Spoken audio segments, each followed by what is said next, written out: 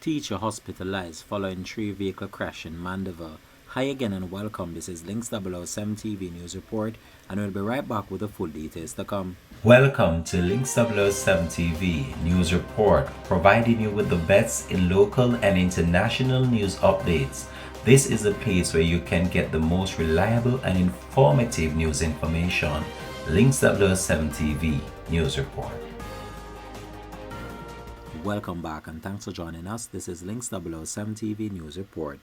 A high school teacher has been hospitalized after she was mowed down during a three-vehicle crash in Mandeville on Monday. Preliminary reports are that sometime around 4:20 p.m., the teacher was walking from school on Manchester Road when upon reaching the intersection of Grove Road, she was mowed down. Reporters were told that a Toyota Hilux traveling suddenly from the town got out of control, resulting from brake failure and crashed into a Toyota RAV4 headed in the opposite direction.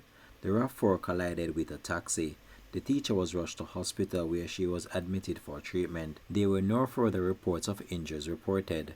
Links 007 TV will have more details to come on this in a subsequent newscast. Thanks for watching.